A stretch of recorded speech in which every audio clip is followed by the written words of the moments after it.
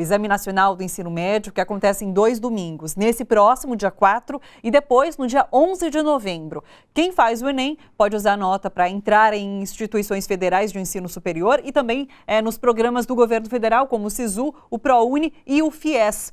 Para a gente conversar sobre o Enem, estamos aqui com a Josi Campos, que é coordenadora da plataforma Videocamp do Instituto Alana, e com o professor Gilberto Alvarez, diretor executivo do cursinho da Poli. Sejam muito bem-vindos.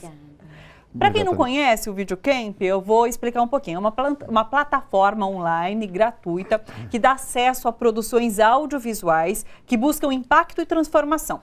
Tem documentários excelentes sobre questões super atuais. E para ajudar os candidatos ao Enem, a Videocamp montou uma playlist com 32 filmes que podem, claro, ajudar os estudantes na redação do Enem e nas questões das provas. É isso, né, Josi? Exato, Thalita. Boa tarde, obrigada pelo convite. Falando de forma geral, o Videocamp acredita muito nesse acesso à cultura e informação. A gente sabe que é direito universal e que isso precisa ser cumprido.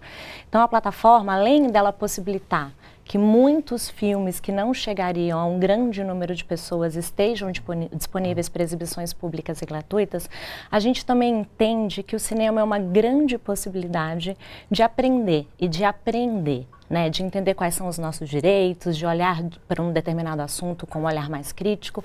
E pensando nos estudantes do Enem, a gente montou uma playlist com mais de 30 filmes. O que a gente fez? São esses, né? A gente está até olhando aí alguns dos filmes. Exatamente. A gente fez uma seleção, em todo o histórico do Enem, a gente vê que os temas da redação, eles olham muito para questões que perpassam a sociedade, todos também que perpassam direitos humanos. Então, a gente fez uma playlist olhando um pouco para o que a gente tem na atualidade do país e do mundo, olhando um pouco para fake news, questões de gênero, questões de moradia, e fez uma seleção pensando que quais filmes poderiam, de alguma forma, ajudar que esse estudante chegasse a esse momento mais preparado, né?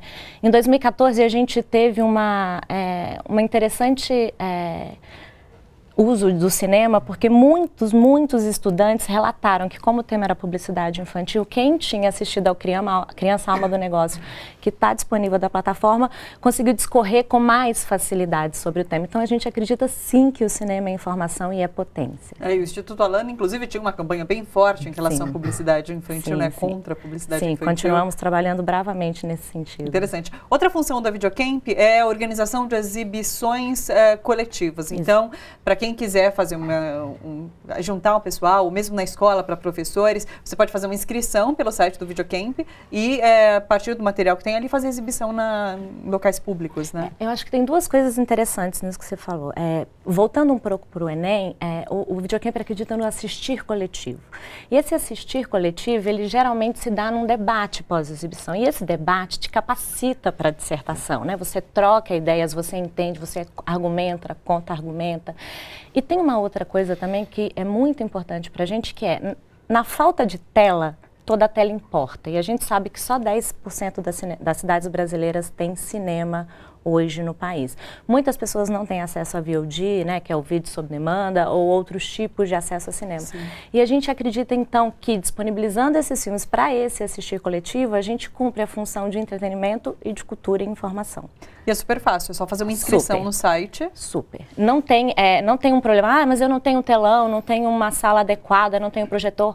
Computador vale. TV vale. É só acessar www.videocamp, fazer um cadastro super rápido, escolher um filme da plataforma, você clica no botão organize sua exibição, preenche um formulário que também é simples e a partir desse momento o filme vai ser entregue a você num passo a passo que está bem descrito lá. Vale dizer, Thalita, que alguns filmes estão disponíveis para download. Por quê? Muitas cidades e muitos locais, como escolas principalmente, que fazem muito uso do cinema como ferramenta, né, de função social, não tem uma qualidade de internet suficiente para assistir online. Claro. Então, alguns realizadores que entendem a potência desse assistir coletivo disponibilizam o filme para download. E daí, cada filme tem essa informação também na capinha. Ótimo, é uma super dica para professores que quiserem organizar. Muito legal. Videocamp.com só. Exatamente. Bacana. Aí tem meu primeiro acesso lá. Ótimo. Giba, Enem domingo.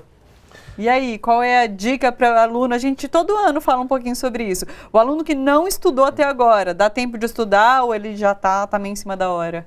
Boa tarde, Thalita. Posso emendar com o que a Josi disse? Claro. Direitos humanos, democracia, processos históricos, são temas transversais no Enem. Direitos humanos pode sim cair em redação. Sim. Aliás, a competência 5, que vale 200 pontos, o aluno tem que fazer uma intervenção que respeite os direitos humanos, mas é muito comum durante a prova, na prova de áreas, que direitos humanos seja assunto da prova de áreas. Seja pela linguagem publicitária, muito comum no texto base ser, por exemplo, uma publicidade sobre algum assunto, seja criança, seja violência contra a mulher. Então é importante dizer para o candidato que direitos humanos é assunto da prova inteira, não só de redação. Dá para a gente imaginar um tema de redação desse ano? A redação, Thalita, é sempre um assunto brasileiro, Sim. contemporâneo, ligado a algum grupo específico. Já teve um tema da redação ligado à criança, violência contra a mulher. O ano passado foi os desafios da formação educacional de surdos no Brasil. E esse ano eu aposto em temas ligados à juventude. Mas é uma aposta, é uma bola de cristal, digamos assim. Fica aí a dica. Juventude em emprego, Legal. juventude em mercado de trabalho. Eu acho que esse ano é ano da juventude. Sim. É importante, o candidato, ele não precisa ser um especialista na área. Sim. Obviamente que quanto maior o repertório que ele tiver, seja em debates, em filmes, em leituras, melhor para ele. Claro. Mas a prova de redação, em cima da proposta, tem os famosos textos motivadores. O ano passado foram 4 textos. Pela proposta e pelos textos motivadores, ali tem uma boa dica de para onde ir. O aluno, o ano passado, o candidato, ele precisava ser especialista em surdos? Não. Mas pelos textos motivadores e pela leitura da proposta, ele conseguiria fazer a argumentação e a proposta de intervenção ao final da redação. Josi, assim de cabeça, você lembra algum documentário que tem a ver com juventude? Que tá na... Tem um documentário... Grande desafio, hein? Tem um documentário muito bom, foi feito pela escola É Nós de jornalismo, não sei se vocês conheçam, É Nós, junto. Esqueci o nome, mas alguma coisa da juventude, está na playlist, mas a gente pensou em temas de juventude, está na playlist. Tem ali. Bacana, que bom. Ano passado tinha aquela questão dos direitos humanos, se você desrespeitar direitos humanos, poderia ter a redação zerada ou não. Como está essa questão agora, Giba? Desde 2017 não zera mais. Tá. Zera uma competência específica. Lembrar para o candidato que a redação ela é avaliada através de 5 competências. Cada competência vale 200, portanto, na soma, 1.000. O que zera é se o aluno na competência 5, que é no final da redação, isso é importante porque geralmente no Sudeste o aluno esquece disso. A redação do Enem é uma redação dissertativa, argumentativa, e ele precisa fazer uma proposta de intervenção ao final da redação. Tá. Geralmente quem é do Sudeste esquece da intervenção. Na intervenção, ao final da redação, quando ele fizer uma proposta de solução, essa proposta ela tem que respeitar os direitos humanos.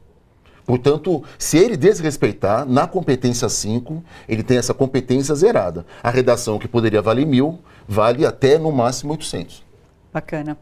Em relação a estudos, é momento de estudar, é momento de descansar. O que o aluno deve fazer agora, o estudante, o candidato? A Fernanda vai passar aqui e vai dizer isso, agora já foi. O estudar é um processo, nós estamos a poucas horas do exame, o importante neste momento é se preocupar com a cabeça. É muito comum alunos que estudaram o ano todo, por conta do nervosismo, do aumento da ansiedade, esse aluno perdeu o ano inteiro porque, apesar de ter estudado, ele fica muito nervoso na prova. Sim. Então, o que a gente recomenda é que ele relaxe. Muitas vezes a família fica mais nervosa que o próprio candidato, então é momento também da família participar desse processo, mas na união, na solidariedade, fazer com que o ambiente familiar seja tranquilo, que ele coma bem, mas que ele não mude a rotina alimentar dele. Todo mundo dá dicas, alimente-se bem. Dentro da alimentação que ele está acostumado, alimente-se bem. Saia de casa no domingo, por exemplo, com ou um café da manhã bem reforçado ou um almoço brasileiro. Um arroz, feijão, uma saladinha, uma carninha, porque enfrentar uma prova de 5h30 com o estômago vazio, não dá. Não dá. Tem um esquema de respostas também, que eu sei que você tem um esquema que chama TRI, né? A famosa teoria da resposta ao item. Exatamente. O Enem, ele é corrigido por um sistema que é usado em vários exames, inclusive o PISA usa a TRI, e a TRI é uma espécie de sistema que consegue individualizar o desempenho do aluno. Em outras palavras, no Enem, ele precisa acertar as fáceis antes das difíceis. Ou seja, se o candidato acertar as difíceis e não acertar as fáceis, o sistema diminui a nota dele. Portanto, a grande dica é: garanta as questões fáceis. Tá. Elas valem mais do que as questões difíceis. Onde estão as questões fáceis? Bom, não adianta dar um de detetive.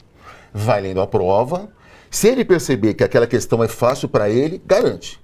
Se, como diz em São Paulo, ele empacou aquela questão que ele percebeu que não saiu na hora, pula. Tá, legal. Porque as questões fáceis, elas valem mais que as questões difíceis. E elas estão presentes na prova inteira, em todas as áreas, obviamente.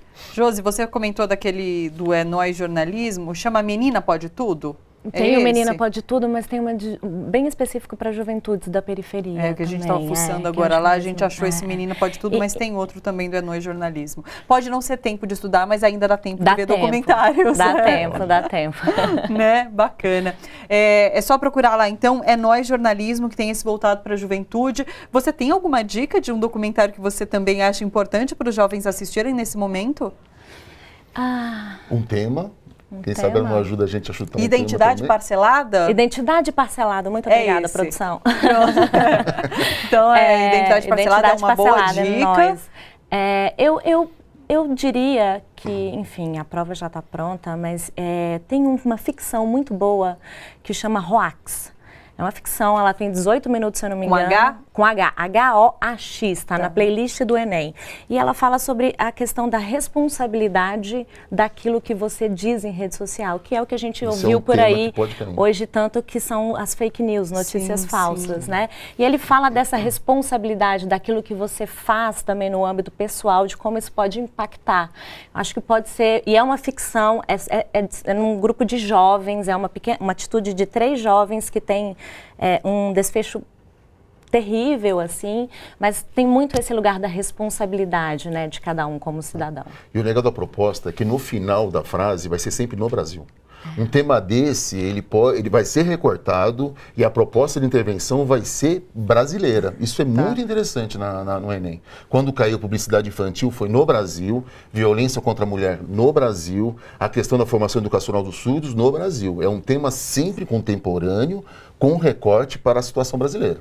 Ótimo. Muito legal. Segunda-feira eu vou comentar aqui a redação do Enem, vamos ver se a gente acertou de alguma forma. Mas assim, foram ótimas dicas para você, candidato, que vai prestar então a prova nesse domingo. Só lembrando, olha, então esse ano o Enem acontece nesses 2 domingos, nesse próximo agora dia 4 e também no dia 11 de novembro, próximo. As provas desse domingo são de linguagens, ciências humanas e redação. A duração da prova é de 5h30 e você presta bastante atenção que com a mudança do horário de verão, que acontece nesse final de semana, vários estados vão ter as provas em horários diferentes. Então, você consegue mais informações pelo site enem.inep.gov.br, porque cada estado realmente tem um horário diferente de início da prova. Fica bem ligado nisso para não perder os horários, para não perder a prova. Giba, Josi, muito obrigada pela presença de vocês hoje aqui. Obrigado. Valeu. Boa sorte aos candidatos. Boa sorte aos candidatos.